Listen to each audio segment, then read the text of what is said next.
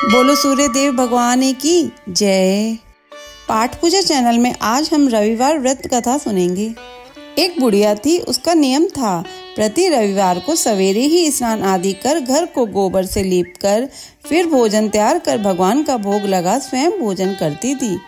ऐसा व्रत करने से उसका घर अनेक प्रकार धन धान्य से पूर्ण था। श्री हरि की कृपा से घर में किसी प्रकार का विघ्न या दुख नहीं था। सब प्रकार से घर में आनंद रहता था। इस तरह कुछ दिन बीत जाने पर उसकी एक पड़ोसन, जिसकी गौ का वह गोबर वह बुढ़िया लाया करती थी, विचार करने लगी कि यह वृद्धा सर्वदा मेरी गौ का गोबर ले जाती है, इसलिए अपनी गौ को घर के भीतर बांधने लग गई। बुढ़िया को गोबर न मिलने से रविवार के दिन अपने घर को न लीप सकी, इसलिए उसने न तो भोजन बनाया न भगवान को भोग लगाया तथा स्वयं भी उसने भोजन नहीं किया। इस प्रकार उसने निराहार व्रत किया। रात्रि हो गई और वह भूखी सो गई। रात्रि में भगवान उसके सपने में आए और भोजन न बनाने तथा भोग लगाने का कारण पूछा। वृद्धा ने गोबर न मिलने का कारण सुनाया। तब भगवान ने कहा कि माता, हम तुमको ऐसी गौ देते हैं जिससे सभी इच्छाएं पूर्ण होती हैं, क्योंकि तुम हमेशा रविवार को गौ के गोबर से लीपकर भोजन बनाकर मेरा भोग लगाकर खुद भोजन करती हो। इससे मैं खुश होकर तुमको वरदान देता हूँ।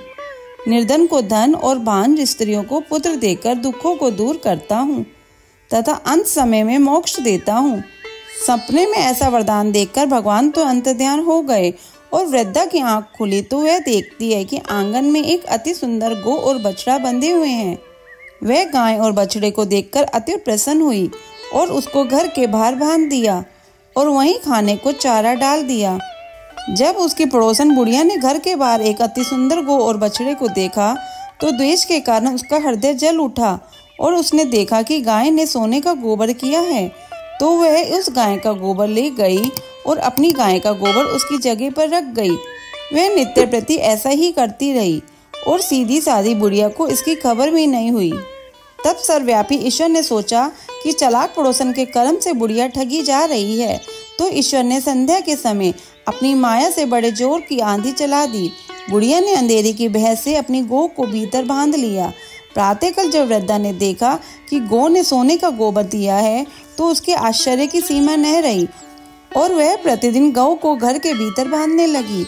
उधर पड़ोसन ने देखा कि बुढ़िया गौ को घर के भीतर बांधने लगी है और उसको सोने का गोबर उठाने का दाव नहीं चला, तो वह ईर्ष्या और ढा से जल उठी और कुछ उपाय न देख पड़ोसन ने उस देश के राजा की सभा में जाकर कहा, महाराज, मेरे पड़ोस में एक वृद्धा के पास ऐसी गौ है जो आप जैसे राजाओं की ही योग्य है। वह नित्य सोने का गोबर देती है, आप उसे सोने से प्रजा का पालन करिए। वह वृद्धा इतने सोने का क्या करेगी? राजा ने यह बात सुन अपने दूतों को वृद्धा के घर से गौ लाने की आज्ञा दी।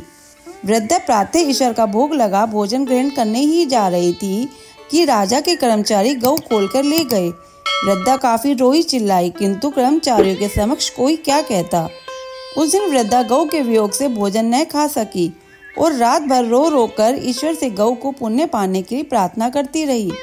उधर राजा गौ को देखकर बहुत प्रसन्न हुआ, लेकिन सुबह जैसे ही वह उठा सारा महल गोबर से भरा दिखाई देने लगा। राजा यह देख घबरा गया। भगवान ने रात्रि में राजा को सपने में कहा कि हे राजा, गाय वृद्धा को लौटाने में ही तेरा भला है। उसके रविवार के व्रत से प्रसन्न होकर मैंने उसे गाय दी थी। प्रातः होते ही राजा ने वृद्धा को बुलाकर बहुत से धन के साथ सम्मान सहित गऊ और बछड़ा लौटा दिया। उसके पड़ोसन दुष्ट बुढ़िया को बुलाकर उचित दंड दिया। इतना करने के बाद राजा के महल से गंदगी दूर हुई। उसी दिन से राजा ने नगर वासियों को आदेश दिया कि अपनी समस्त मनोकामनाओं की पूर्ति के लिए रविवार का व्रत करो। व्रत करने से नगर के लोग सुखी जीवन व्यतीत करने लगे। कोई भी बीमारी तथा प्रकृति का प्रकोप उस नगर पर नहीं होता था। सारी प्रजा सुख से रहने लगी। कथा संपूर्ण।